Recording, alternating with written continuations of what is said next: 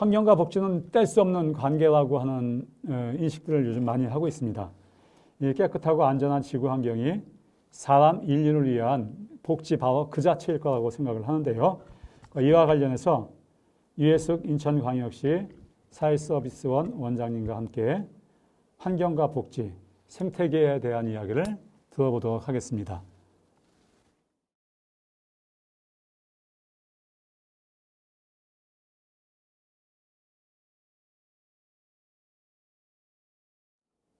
오늘 발표를 하게 된 인천광역시 사회서비스원 원장 유해숙입니다. 저는 오늘 새벽에 인천 대공원을 산책했거든요. 그러면서 그 장수천의 물과 나무를 보면서 내가 인천에 사는 게 너무 행복하다 이런 생각을 했습니다. 근데 지금 우리 장정구 단장님께서 환경특별시 인천의 의미에 대해서 말씀을 해주셨는데 저는 인천에 사는 것이 참 자랑스럽다 이런 생각을 다시 하게 됩니다. 이 좋은 환경을 인천이라는 곳에서 그 환경 문제에 대해서 대응하고 새로운 또 그 관문의 도시처럼 역사의 출발지이기도 하지만 환경을 매개로 우리가 같이 이렇게 새로운 대안 것이 상당히 의미 있는 그런 일이라고 생각을 합니다. 네. 여러분이 오늘 저는 여러분 왜 환경특별시 인천에다가 사회복지를 더 해야 되는가? 그래서 인천이 가지고 있는 중요한 의미들 그리고 복지와의 어떤 연관성에 대해서 말씀을 드리고자 합니다. 그래서 저는 사회복지와의 관계를 좀 말씀을 드리겠는데요. 우리가 보시다시피 그 사회복지는 정의가 뭐냐 하면 사회적 위험에 공적으로 개입하려고 하는 철학이자 정책 실천을 의미합니다. 그래서 사회복지가 하는 일은 사회적 위험에 대해서 공적으로 함께 대응하는, 즉 사회적 위험에 맞서 싸우는 일이 바로 사회복지라고 할 수 있겠습니다. 그런데 전통적으로 사회복지는 어떤 사회적 위험과 싸웠냐 하면요. 소득이 없는 것, 그 다음에 교육을 못 받는 문제, 또 건강이 약화되는 문제들, 주거의 문제, 고용의 문제 등 전통적으로 이 5가지의 위험에 대응해 왔습니다. 보시다시피 처음에는 그러한 사회적 위험을 개인이나 가족이 책임졌죠. 그러다가 개인과 가족의 힘이 안 되니까 마을이 같이 연대해가지고 책임을 지게 됩니다. 여기까지가 뭐냐면 자녀적 복지인 거죠. 개인과 가족이 책임지고 정 안 되는 사람들, 그 사람들만 이제 함께 공적으로 대응하는 이러한 것, 즉 선별복지 이 정책으로 이제 대응을 했다면 이제 이런 위험이 점점 커짐으로 해서 개인과 가족과 마을을 넘어서서 국가가 나서서 저러한 그 전통적인 위험에 대응해서 사람들이 생존으로부터 안전하고 건강으로부터 안전한 그리고 교육을 받고 양질의 노동력을 양성하고 유지할 수 있는 이런 것에 대해서 같이 대응하게 되었습니다. 요게 이제 소위 제도적 복지이고 그래서 이제 보편복지의 개념으로 많이 이해가 되는데요. 따라서 복지라고 하는 거는 위험에 대한 대응인데 개인과 가족이 하는 것에서 국가가 나서서 시민들이 함께 연대해서 대응하는 것으로 이렇게 변화되어 왔습니다. 저는 그 복지가 이렇게 저절로 개인과 가족이 해결하는 것을 넘어서서 그 국가가 함께 대응하는 것으로 이렇게 되는 것을 그냥 된 것이 아니고요. 앞에가 잘 안 되네요. 예. 이렇게 자녀적 복지에서 제도적 복지, 즉 개인과 가족이 위험을 대응하는 것에서 시민들이 같이 연대해서 함께 위험을 대응하는 그러한 것으로 간 것은 궁극적으로 누구였냐 하면은 이제 시민들이 힘이었는데요. 시민들이 저 사회적 위험을 어떻게 이해하느냐, 이게 철학이죠. 그 관점에 따라서 세력, 어느 정도의 시민들이 그것을 이해하고 같이 참여하느냐에 따라 저렇게 정책이 달라지는 것입니다. 그래서 궁극적으로 사회적 위험에 대한 인식과 대응의 관건은 바로 시민이다, 이렇게 볼 수 있겠습니다. 일반적으로 복지는 시민들이 위험에 대해서 얼마만큼 깊이 있게 이해하느냐에 따라서 대응이 달라지는데요.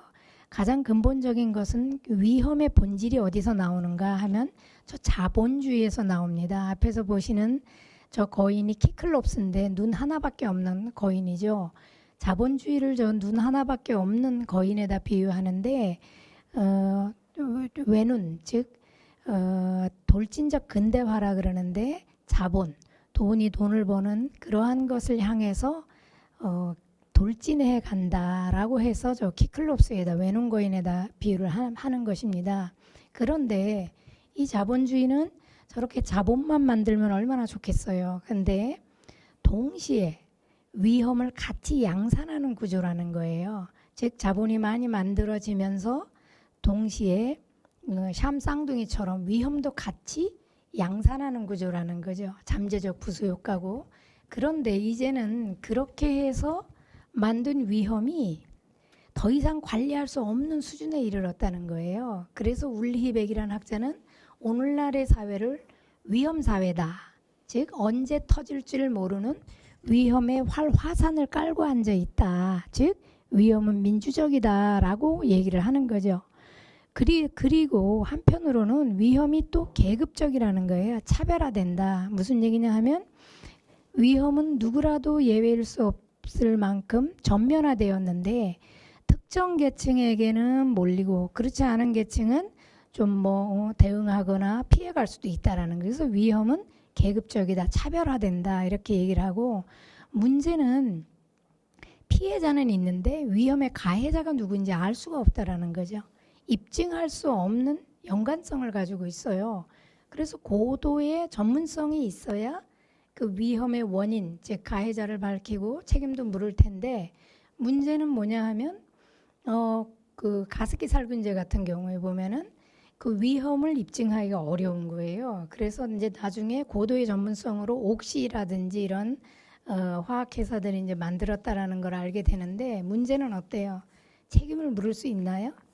그 옥시 한국계 사장 등등은 이제 무죄 나왔어요. 왜냐하면 위험사회의 또 다른 특징이 무책임성이 제도화된다는 거예요. 조직화된 무책임성.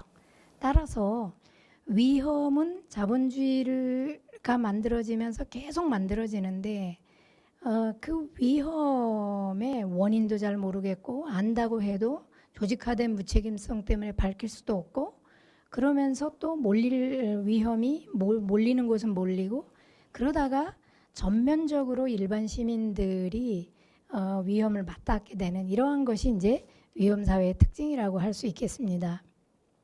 그래서 복지국가는 어땠냐 하면은 시민들이 저 위험에 대해서 성찰하는 거예요.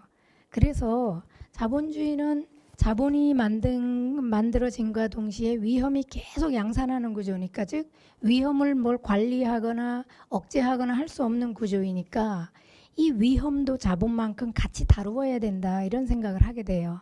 그래서 이제 고민했던 게 뭐냐 하면 자본주의를 없앨 수는 없잖아요. 그런데 너무 외눈, 한눈으로 돈만 향해서 막 앞만 보고 가면서 계속 위험을 파생하는 이런 그 눈 정도는 좀 찌르자라는 거예요. 그래서 이제 오디세우스와 그 병사들처럼 저 자본주의를 상징하는 키클롭스를 어떻게 해결했냐 하면은 눈을 찔러요.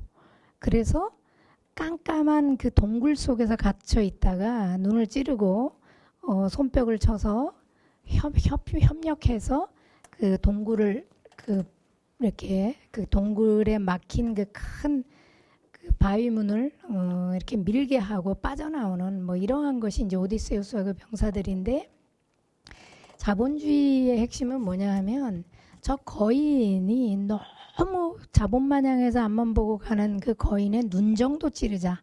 눈을 찌르는 거예요. 그래서 그 눈은 뭐냐 하면은 다른 거는 다 자본의 원리대로 가더라도 최소한 일반적 보편적 시민들에게 위험을 주는 5가지 위험의 요소들, 즉 저 앞에 뭐 돈이 없는 거, 이걸 소득 보장으로, 또 교육을 못 받는, 그럼 양질의 노동력이 안 만들어지고 이러면 자본주의에서 굉장히 위험하잖아요. 그러니까 교육의 문제, 그 다음에 건강의 문제, 또 주거의 문제, 그 다음에 저 밑에 축 처져 있는 거 왜 일이 없어서 고용의 문제, 이 정도는 시민들이 연대하고 국가가 개입해서 해결해 내자라고 하는 정도가 바로 이제 지금까지 나온 이 위험이 양산될 수밖에 없는 구조 속에서 복지국가가 그 5가지 위험 정도를 시민들이 연대하고 국가의 책임으로 나서서 막은 그런 것이 바로 우리가 흔히 아는 이제 복지국가의 위험에 대한 대응이었다는 거죠. 그런데 이게 그냥 저절로 된 게 아니라요. 끊임없이 저 위험에 대해서 살펴보는 사람들이 있었던 거예요. 이게 찰스 부스나 론툴 이런 사람들이 그동안은 위험을 개인의 문제로 봤는데 런던 시민들을 조사해 보니 30% 가까이가 저렇게 공통의 위험에 처해 있더라고요. 사회적 위험으로 밝혀내고요. 그리고 또 그냥 위험을 밝혀내고 발굴하는 것을 넘어서서 웹부부 같은 경우는 저 위험에 어떻게 대응할 것인가. 그래서 최소한 그 위험을 개인과 가족이 아니라 시민들이 함께 협동해서 국가가 나서서 해결하도록 해야 된다라고 해서 소수파 보고서, 즉 우리로 말하면 복지 기준선을 만들게 되는 거죠. 그리고 이제 베버리지 같은 경우는 웹부부가 복지 기준선 비슷한 거를 소수파 보고서를 만들었는데 시민들이 그것에 대해서 인식하지 않은 거예요. 공감해주지 않았어요. 왜? 아이 그 위험을 왜 개인과 가족이 하지 왜 국가 보고 하래? 가난한 나라도 먹고 하는데? 그러면서 시민들이 냉소적이었기 때문에 웹부부가 만든 저런 그 위험에 대한 그 공적 그 대응은 이제 이루어지지 않았던 거예요. 근데 베버리지는 웹부부가 소수파 보고서를 만들 때 조사원이었는데 베버리지는 30여 년이 흐른 다음에 1942년에 영국에서 전쟁 중에 이후에 어떻게 위험에 대응할 것인지 하나의 그 복지 그 설계도를 만들어 봐라라고 해서 베버리지가 위원장이 돼서 베버리지 리포트를 만들게 돼요. 그런데 1909년에 웹부부가 만든 거랑 거의 유사한데 베버리지가 만든 게 바로 옆에 나오는 이게 베버리지 보고서의 한 장면이거든요. 그래서 저렇게 다른 건 몰라도 5가지 위험 정도는 우리가 함께 무찌르자. 근데 왜 이렇게 조그맣게 그 무찌르는 그 거인 아니 거인을 저렇게 작은 소년으로 그렸냐 하면은 다윗과 골리앗. 왜냐하면 그 당시가 전쟁의 위험 중이었기 때문에 재정이 파탄 지경에 이르렀을 때요, 영국이. 근데 아무리 우리가 돈이 없다 그래도 시민들이 똘똘 뭉치면은 저 5가지 위험 정도는 베버릴 수 있다. 그래서 이제 베버리지 리포트가 나온 게 아닌가. 이렇게 이제 썰렁한 얘기들을 많이 하는데 실제 그랬다는 거죠. 그래서 문제는 뭐냐 하면 저 베버리지 리포트가 나왔을 때 저 그림을 놓고 펴놓고 시민들이 토론을 하는 거예요. 심지어 그 베버리지 리포트가 나온 정부 간행물 센터 앞에서 시민들이 줄이 1.6km나 늘어서서 저 베버리지 리포트를 구하려고 했었고, 그리고 저걸 놓고 이 위험을 어떻게 할 것인지, 아까 그 5거인을 봤을 때 어느 위험부터 먼저 해결해야 될 건지, 양은 얼마나 해야 될 건지 시민들이 엄청나게 토론을 했고요. 그리고 나서 토론에 그친 것이 아니라 이 베버리지 리포트, 즉 이 설계도면 이것을 실제로 시공해 줘야 되는 사람이 필요하잖아요. 그래서 이것을 어떻게 전쟁 이후에 정책화할 것인가. 그런데 당시 처칠은 집권당이었는데 안 한다 그랬어요. 왜? 전쟁 영웅이었기 때문에 아예 뭐 될 것 같으니까 저게 관심이 없었어요. 베버리지를 만나주지도 않았다는 거예요. 그런데 노동당은 우리는 저걸 하겠다. 그 설계도를 시공하겠다. 이렇게 해서 1945년에 노동당이 최초로 단독 집권을 해서 베버리지 리포트가 그대로 이제 정책화되는 그런 건데요. 근데 문제는 뭐냐면 영국은 저렇게 해서 45년부터 79년까지 복지국가로 가는데 복지가 많이 또 후퇴가 되는 그런 상황들이 이제 벌어져요. 근데 이걸 여전히 지키는 나라가 어디냐 하면 저 스웨덴이잖아요. 복지하면 대표적인 나라.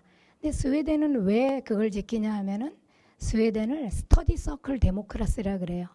시민들이 모여서 그냥 학습하는데 스터디 서클 학습 동아리인데 그게 뭐 스펙 쌓기 취미 여가 교실이 아니라 내가 누군지 나를 둘러싼 세상이 뭔지 그 나와 그 세상에 안전하기 위해서 우리는 뭘 해야 될 건지 성찰하고 학습하고 토론하는 그런 시민들이 성인 인구의 70% 이상이 한 개 이상의 동아리에 가입해서 활동을 한다라는 거예요. 그러니까 스웨덴 같은 경우는 뭐예요? 국민의 집이 완성이 된다는 거죠. 우리가 다 같이 하나의 가족이 돼서 국민이 가족이 돼서 그 국민의 집에서는 누구라도 안전할 수 있는 이런 걸 만들어 보자라고 했고 독일 같은 경우는 그 전쟁이 일어난 게 시민들이 생각이 히틀러한테 뺏기고 막 그래서 굉장히 위험해서 그렇게 됐잖아요. 그래서 정치 시민의 집이 돼서 시민들이 역사적으로 성찰하고 이 시민 교육이라든지 이런 게 상당히 발전되어 있는 거죠. 그래서 지속적으로 그들의 생각이 뺏기지 않게 나와 나를 둘러싼 공동체에 대해서 성찰하고 학습하고 그리고 참여하는 그런 시민들이 있고요. 그 다음에 이제 핀란드 같은 경우 여기 대학원까지 무상교육이라 제가 아주 부러워하는 나라인데 핀란드 같은 경우도 보세요. 자율적으로 학습하고 토론하고 참여하는 저런 시민들이 있기 때문에 핀란드는 자유시민의 집이라고 하는 거죠. 저건 뭐냐 하면 시민들이 다 같이 하나의 가족으로서 함께 참여하자 라는 개념으로서 지금 저렇게 집을 짓고 그리고 그걸 지켜내는 그런 힘이라는 거예요. 저는 뭐를 또 여러분들하고 나누고 싶냐 하면은 지금 우리는 이제 그 상당히 기존의 전통적인 위험, 복지에서 다룬 위험이 저런 생존권의 문제, 건강의 문제 뭐 이런 부분이라면 이제 새로운 위험이 또 등장하게 돼요. 그게 코로나19라는 위험인데요. 왼쪽 그림은 영국에서 한 대학이 코로나 시대에 아이들을 보고 그림을 그리라고 했더니 아이들이 그린 그림이에요. 보시다시피 저 발레를 어디서 하고 있어요? 온라인으로 하고 있고 빨간 마스크가 있고 그다음에 아이들이 혼자 풀장에서 놀고 있고 로켓 좀 그려서 멀리 가고 싶은 그런 욕구들이 나오게 되는데 문제는 뭐냐 하면 저쪽에 혹시 맨 끝에 보면 무지개 보이시죠? 그게 이제 땡큐 NHS라고 그러는데 내셔널 헬스 서비스인 거죠. 영국이 그 앞에 말씀드린 그런 어떤 경로를 통해서 건강만큼은 국가가 책임지는 내셔널 헬스 서비스 이제 NHS를 공공 의료를 이제 가지고 있는데 아이들이 저렇게 암담하고 답답한 상황에서도 NHS가 있기 때문에 그래도 이제 희망을 갖게 되고 거기에서 수고하는 분들한테 고마움을 표현하게 되는데요. 오른쪽 그림은 한국의 아이들은 뭐예요? 빨리 코로나 없어져서 친구들과 놀고 싶어요. 너무 짠한 거예요. 근데 밑에 그림은 보면 코로나는 이미 이제 전 세계의 문제가 됐다라고 하는 거고요. 그러면 이 위험은 어디서 오는가? 그랬을 때 위험의 원인은 앞에 저는 키클롭스, 눈 하나밖에 없는 거인이 무한 질주를 하면서 자연을 착취하고 인간을 착취하고 동물을 착취해서 그래서 동시에 뭐예요? 위험이 파생됐다. 그래서 애벌레 경제학에 의하면 저렇게 인간, 동물, 자연을 착취해서 그 배설물이 바로 뭐예요? 이런 사회적 환경의 위험이 나왔다는 거예요. 그래서 돌진적 근대화가 만든 잠재적 부수 효과가 생태계를 파괴하고 기후변화를 일으키고 인간과 사회의 또 환경 파괴의 엄청난 위험들 속에서 저 코로나가 나오게 됐다라고 하는 거고요. 그 감염 경로는 이제는 뭐 동물한테 걸린 병이 종간장벽이 없어지고 인수합병이 된 거죠. 중간 매개체 그 변이 바이러스들이 나와서 같이 위험을 만나게 되는데 저것이 코로나19뿐만 아니라 제일 앞에 보세요. 신종플루가 있었고 메르스가 있었고 사스가 있었고 코로나19가 있었고 그다음 또 어떻게 해요? 뭐 변종 바이러스가 계속 일어나게 되면서 이제는 어떠냐 하면 기후 위기라든지 또 이런 그 많은 위험이 계속 지금 이제 한 국가에서부터 출발한 게 아니라 전 세계적 위험이 됐고 그런데 문제는 아까 위험이 계급화된다는 거는 기후 위기로 이익을 본 나라들이 어때요? 그 위기의 원인의 행위는 제일 많이 하는 이런 이제 문제가 일어나는 거죠.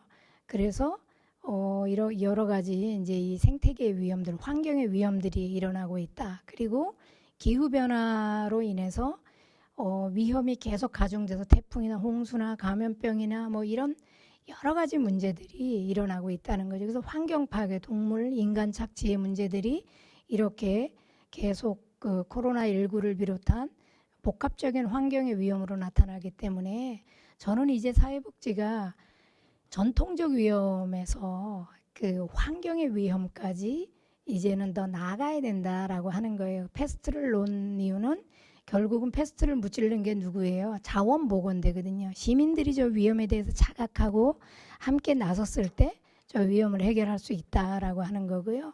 지금 복지계에서도 저렇게 위험에 대해서 이제 나섰습니다. 그래서 앞에 보시면 두물머리 그 4대강을 파괴하고 이럴 때 신부님들이 저렇게 만들었는데 저렇게 사회적 위험이 환경, 기후, 생태 위기로 이렇게 나온다라는 거죠. 그래서 이제는 위험이 국가 차원이 아니라 환경, 즉 지구촌까지로 위험에 대한 대응이 확장돼야 된다 이런 거고요. 복지계가 다행히 이제 이 환경 위험에 대해서 생태 복지를 해야 된다 뭐 이러면서 나서기 시작했습니다. 우리 인천도 그러고요. 더 기쁜 것은 인천은 아예 환경 특별시 이런 그 소위 자본주의가 말한 근본적 성찰로부터 출발해서 저 환경의 위험에 전면적으로 대응하겠다 이렇게 나선 것입니다. 그래서 저는 이제 우리가 저희는 복지계에서도 함께 저 사회적 위험에다 환경을 더 얹어야 된다라고 하는 것으로 제가 말씀드리고 싶고요. 그러기 위해서는 어때요? 시민들이 저 사회적 위험에 공감해야 된다는 거예요. 저는 기존에 생존권의 위험이라든지 이런 거는 선별복지가 중심이니까 남의 문제라고 보는데 이제는 환경의 저 코로나의 위험은 우리 모두의 위험이기 때문에 함께 성찰하고 연대할 수 있는 그런 길이 열렸다라고 보고 그래서 인간을 회복하고 그 매개로서 그 어떤 대안으로서 환경 자원순환 운동에 같이 해야 된다. 그래야 감염병에 대한 본질 구조적인 문제가 해결된다라고 볼 수 있고요. 사회복지가 이제 이렇게 그린을 그리는 이런 그린 웰페어, 녹색 복지로 이렇게 나아가야 된다라고 보고 인천은 당당한 시민과 함께 풍요로운 인천복지 드림, 인복 드림이라 시민들이 같이 사회적 우애를 나누고 함께 사회적 가족이 되어 사회적 돌봄을 하자. 그런데 이것이 환경 영역까지, 환경의 위험까지, 녹색 복지 영역까지 확장해가는 그래서 환경특별시가 복지에 있어서도 녹색 복지로 인천으로부터 출발해서 한국과 지구촌의 위험으로 나아가야 된다 이렇게 보고 있는 거고요. 그래서 저는 곳곳에서 복지기관, 뭐 도서관, 마을 곳곳에서 평생학습관 등등에서 시민들이 생존의 위험에서 실존의 문제까지 나아가고 이런 우리가 이상이 일상이 되는 상상을 함께 하고 토론하고 우리답게 할 수 있는 이런 역할들을 해야 된다라는 것이 저의 이제 요지입니다. 그래서 인천에서부터 시작되는 녹색 복지 우리가 출발하면 한국의 복지를 넘어서서 지구촌의 복지로 이렇게 나아가는 그런 중요한 우리가 핵심 거점이 될 수 있다 이렇게 보게 되고요. 오늘 그러한 희망과 어떤 힘을 발견하게 된 날입니다. 그래서 굉장히 기쁘게 생각하고 앞으로 우리가 함께 만들어갈 환경특별시 인천의 녹색 복지가 기대됩니다. 감사합니다.